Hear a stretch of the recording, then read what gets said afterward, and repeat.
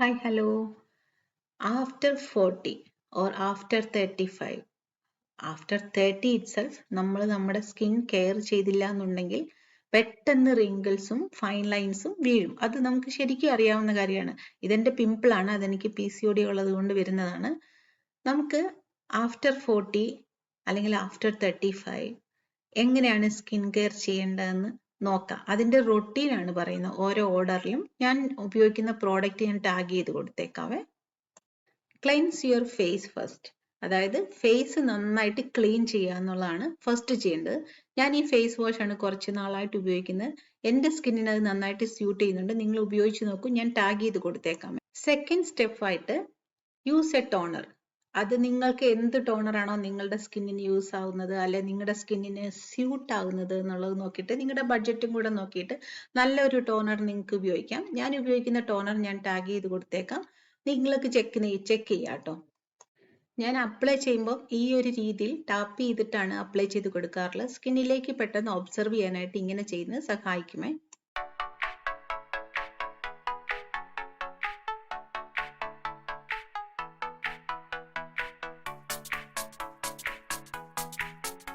അടുത്തതായിട്ട് vitamin C serum ആണ് ഞാൻ ഇടുന്നത്. വൈറ്റമിൻ സി സിറം ഒത്തിരി ഒന്നും വലിച്ചു വാരി മുഖത്ത് തേക്കണ്ട. മൊത്തത്തിൽ ഒരു 3 ഡ്രോപ്സ് പോതും. നിങ്ങൾ മതി. 3 ഡ്രോപ്സ് നിങ്ങൾ ഫില്ലറിൽ എടുക്കുക. എന്നിട്ട് അതിനെ പതുക്കെ മുഖത്ത് വേണ്ടത്ര പോർഷനിൽ മാത്രം ഇട്ടിട്ട് ടാപ്പ് ചെയ്ത് സ്കിന്നിലേക്ക് അബ്സോർവ് ചെയ്യിപ്പിച്ചിട്ട് വേണം അടുത്ത സൈഡിൽ ഇടാൻ. മൊത്തത്തിൽ മുഖത്ത് എല്ലാം കൂടെ തേച്ചിട്ട് ടാപ്പ് ചെയ്യാൻ പോയി കഴിഞ്ഞാൽ, അല്ലെ ഡാബ് ചെയ്യാൻ പോയി കഴിഞ്ഞാൽ അത് വേസ്റ്റ് ആകും. വേണ്ട ഭാഗത്ത് ഇട്ടിട്ട് കുറേശ്ശെ ടാബ് ചെയ്യുമ്പോൾ അത് ഒട്ടും വേസ്റ്റ് ആകാതെ മൊത്തം നമുക്ക് യൂസ് ചെയ്യാൻ പറ്റും. സോ വൈറ്റമിൻ സി സിറം വളരെ അത്യാവശ്യമായിട്ടുള്ള ഒരു പാർട്ടാണ് സ്കിൻ കെയർ റൊട്ടീനിൽ. സോ താടിയിലൊക്കെ ഉണ്ടാകുന്ന ഡിസ്കളറേഷൻ, നമ്മുടെ സ്കിന്നിൽ ഉണ്ടാകുന്ന ഡിസ്കളറേഷൻ, ബ്ലാക്ക് സ്പോട്ട്, ഇതൊക്കെ മാറ്റാനായിട്ട് ഇത് സഹായിക്കും. കഴുത്തിലും കൂടെ ഇടണം കേട്ടോ. എന്ത് ചെയ്താലും ഒരിക്കലും കഴുത്തിലിടാനും നെറ്റിയിലിടാനും ഒന്നും മറക്കരുത്. എല്ലാവരും കവിളിൽ മാത്രം ഇട്ടിട്ട് പോകുന്ന ആൾക്കാരാണ്. അങ്ങനെ ചെയ്യരുത്. ഇങ്ങനെ ചെയ്ത് സ്കിന്നിലേക്ക് ഒബ്സർവ് ചെയ്യിപ്പിക്കാനായിട്ട് നോക്കുക. എന്നിട്ട് കുറച്ചു നേരം വെയിറ്റ് ചെയ്തിട്ട് വേണം അടുത്തത് അപ്ലൈ ചെയ്യാൻ. ഓക്കെ. കണ്ണിന്റെ ചുറ്റിനും ഒരിക്കലും ഇടരുത്, നീറും. എന്ത് തന്നെ സ്കിന്നിൽ ഇട്ടാലും അടുത്ത ലെയർ നമ്മൾ ഇടുമ്പോൾ, ഇപ്പൊ നമ്മള് വൈറ്റമിൻ സി സിറം ഇട്ടു, അല്ലെങ്കിൽ ഫസ്റ്റ് നമ്മൾ ടോണർ യൂസ് ചെയ്തു, ഇതൊക്കെയും ഓരോ സ്റ്റെപ്പും ഇട്ട് കഴിയുമ്പോഴത്തേക്കും നമ്മൾ കുറച്ചു നേരം വെയിറ്റ് ചെയ്തിട്ട് വേണം അടുത്ത ലെയർ അപ്ലൈ ചെയ്യാൻ. ഓക്കെ. അടുത്ത് നമുക്ക് മോയ്സ്ചറൈസർ ആണ് അടുത്ത സ്റ്റെപ്പ് ആയിട്ട് ഇടുന്നത്. ഞാൻ ഉപയോഗിക്കുന്ന മോയ്സ്ചറൈസർ ഞാൻ ടാഗ് ചെയ്ത് കൊടുത്തേക്കാം താഴെ. നിങ്ങൾക്ക് ചെക്ക് ചെയ്യാം, വേണമെങ്കിൽ നിങ്ങൾ വാങ്ങിക്കുക. മോയ്സ്ചറൈസർ വിന്റർ ആയതുകൊണ്ട് കുറച്ച് കൂടുതൽ തന്നെ ഇടുക. ബിക്കോസ് പെട്ടെന്ന് സ്കിൻ വലയുന്ന ഒരു അവസ്ഥ. ഇവിടെ കുറച്ചുകൂടെ വിന്റർ കൂടുതലാണ്. നിങ്ങൾക്ക് അവിടെ വിന്റർ തണുപ്പ് എങ്ങനെയാണെന്ന് എനിക്കറിയില്ല. സോ വിന്റർ ആണെന്നുണ്ടെങ്കിൽ കുറച്ച് കൂടുതൽ മോയ്സ്ചറൈസർ ഇടണം. ഇത് എനിക്ക് ഏറ്റവും ഇഷ്ടപ്പെട്ട, എനിക്ക് സ്യൂട്ടബിൾ ആയിട്ടുള്ള ഒരു മോയ്സ്ചറൈസർ ആണിത്.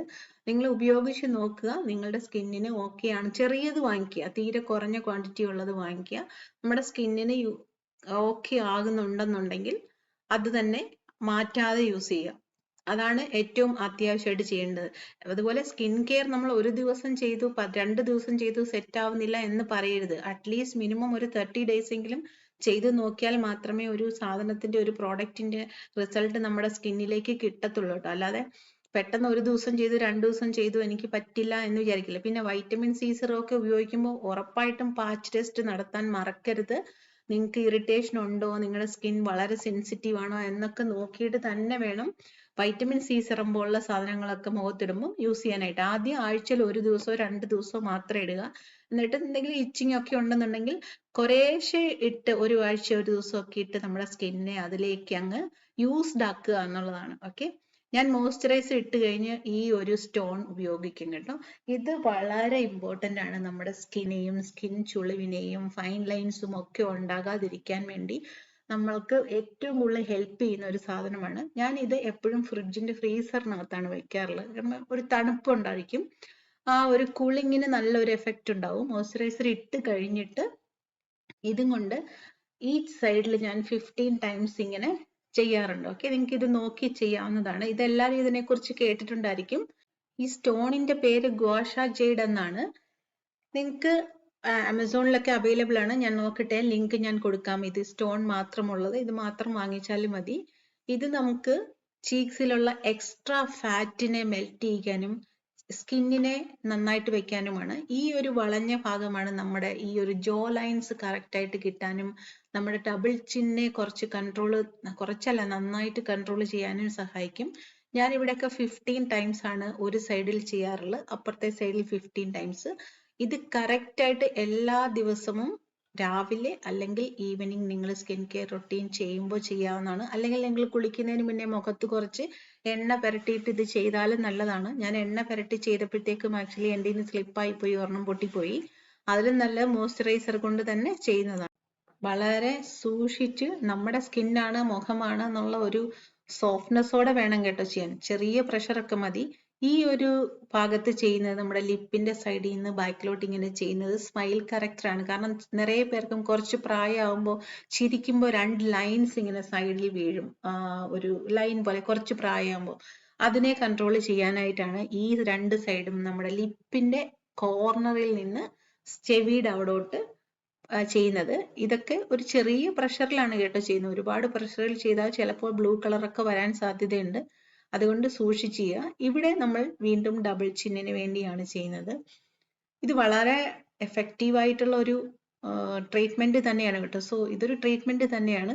സോ നമ്മൾ കുറച്ച് ടൈം എടുക്കും ഇത് മൊത്തം ചെയ്ത് കഴിയാൻ. ഓൾമോസ്റ്റ് രാവിലെ ഇത്രയും സ്കിൻ കെയർ റൊട്ടീൻ ചെയ്യാൻ 15 മിനിറ്റ്സ് എടുക്കും കേട്ടോ. സോ 15 മിനിറ്റ്സ് എടുക്കുന്നത് വർത്ത് ആണ്. സമയമുള്ളപ്പോഴൊക്കെ ചെയ്യുക. ഇത്രയും ചെയ്ത് കഴിഞ്ഞ് മേക്കപ്പ് ചെയ്യുന്നതിന് കുഴപ്പമില്ല, നിങ്ങൾക്ക് ചെയ്യാം.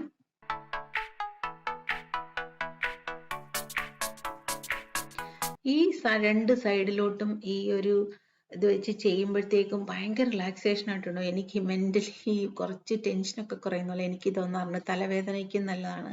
തലവേദന ഉള്ളപ്പോൾ ഞാൻ ഇത് ചെയ്യാറില്ല. സ്കിൻ കെയർ ചെയ്യുമ്പോൾ ഇങ്ങനെ ചെയ്യും. ഇപ്പോൾ ഞാൻ കുറച്ച് നാളായിട്ട് കണ്ടിന്യൂസ് ആയിട്ട് ഈ ഒരു ഗേഷ വെച്ചിട്ട് ചെയ്യാറുണ്ട്.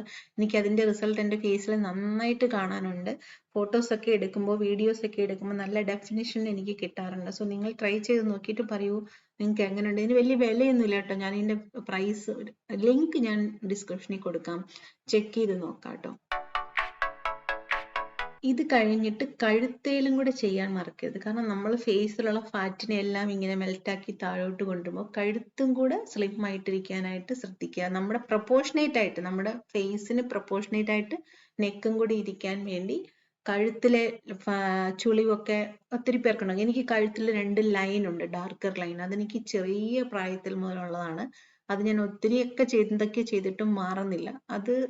അത് നമുക്ക് ഹെറിഡിറ്ററി ആയിട്ട് കിട്ടുന്നതായിരിക്കും, എനിക്കറിയില്ല. അപ്പൊ അങ്ങനെ കിട്ടുന്ന കാര്യങ്ങളൊക്കെ ഓക്കെ, നമ്മളുടെ കെയർലെസ്നെസ് കൊണ്ട് ഇതുപോലെ ഒന്നും വരാതിരുന്നാൽ മതി. സോ ഇത് ഇങ്ങനെ ചെയ്യുന്നത് കഴുത്തിന്റെ ഒരു ചുളിവ് വരാതിരിക്കാനും ആ ചുളിവിനെ ഒന്ന് ബാലൻസ് ചെയ്യാനും ഒക്കെ നല്ലതാണ്. കഴുത്തിൽ ചെയ്യുമ്പോൾ വളരെ ജെന്റ്ലി ചെയ്യണം, കുറേ അമക്കി ചെയ്യരുത്. എസ്പെഷ്യലി ഫ്രണ്ട് പോർഷൻ ഒക്കെ ചെയ്യുമ്പോഴത്തേക്കും ചെറിയ പ്രഷർ, മൈൽഡ് പ്രഷർ മാത്രമേ കൊടുക്കാവുള്ളൂ. പിടിച്ചമക്കി കഴിഞ്ഞാൽ പിന്നെ നമ്മൾ പടവായിട്ട് ഭിത്തി കയറിയിരിക്കും.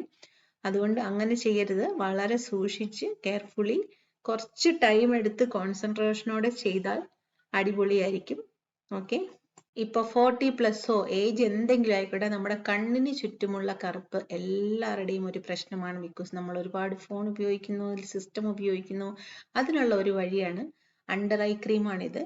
കണ്ണിന്റെ മേലിലും ഇടാം, കണ്ണിന്റെ താഴെയും ഇടാം. ഞാൻ ഇങ്ങനെ ജസ്റ്റ് അപ്ലൈ ചെയ്ത് കൊടുക്കും കണ്ണിന്റെ മേൽവശത്തും കണ്ണിന്റെ താഴ്വശത്തും. ഈ പ്രോഡക്റ്റും ഞാൻ എന്ത് പ്രോഡക്റ്റാണ് ഉപയോഗിക്കുന്നത് എന്നുള്ളത് ഞാൻ താഴെ ഡിസ്ക്രിപ്ഷനിൽ കൊടുത്തേക്കാം.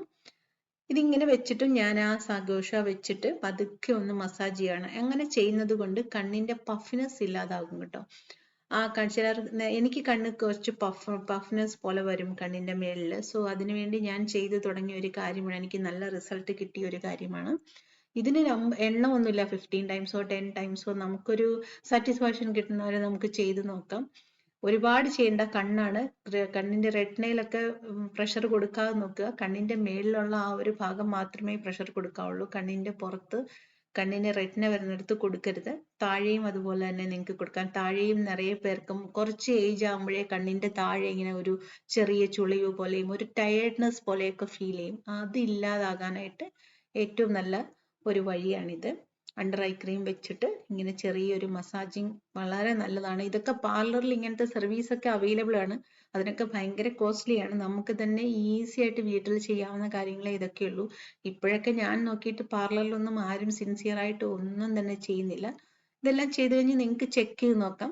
എന്നിട്ട് അത് അബ്സോർവ് ചെയ്യാനായിട്ട് സമയം കൊടുക്കണം. സ്കിന്നിന് ഒരു 1 മിനിറ്റ്, ഒരു 1.5 മിനിറ്റ്സ് ഒക്കെ കൊടുത്തിട്ട് വേണം അടുത്തത് ചെയ്യാനായിട്ട്. നെക്സ്റ്റ് സ്റ്റെപ്പ് എന്തായിരിക്കും? ഉറപ്പായിട്ടും ഗസ് ചെയ്യാവോ എന്താന്ന്? സൺസ്ക്രീൻ. ഇപ്പോൾ വീട്ടിന് വെളിയിൽ പോകുന്നുണ്ടെങ്കിലും അകത്തിരിക്കുകയാണെന്നുണ്ടെങ്കിലും സൺസ്ക്രീൻ ഇടണം. ഓക്കെ, സൺസ്ക്രീൻ അകത്തിരിക്കുമ്പോൾ എന്താ ഇടുന്നത് വെച്ചാൽ നമ്മൾ ലൈറ്റിന്റെയും എന്തായാലും നമ്മുടെ സ്കിൻ എക്സ്പോഷർ ആണ്, നമ്മുടെ മുഖമാണ് ഏത് സമയവും പുറത്തോട്ട് എക്സ്പോഷർ ആയിട്ടുള്ളത്.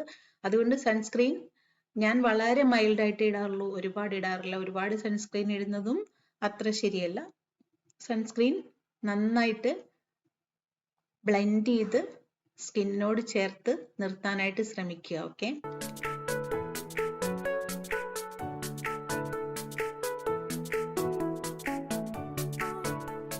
എല്ലാം അപ്ലൈ ചെയ്ത് കഴിഞ്ഞ് സ്കിന്നൊന്ന് ശ്രദ്ധിക്കുക, നിങ്ങൾ ശരിക്കും ബ്ലെൻഡ് ചെയ്തിട്ടുണ്ടോ, എക്സസ് ആയിട്ട് എവിടെയെങ്കിലും കൂടുതലായിട്ട് ഇരിപ്പുണ്ടോ, അതൊക്കെ നന്നായിട്ട് ബ്ലെൻഡ് ചെയ്ത് സ്കിന്നിനോട് ചേർക്കാനായിട്ട് ശ്രമിക്കണം കേട്ടോ.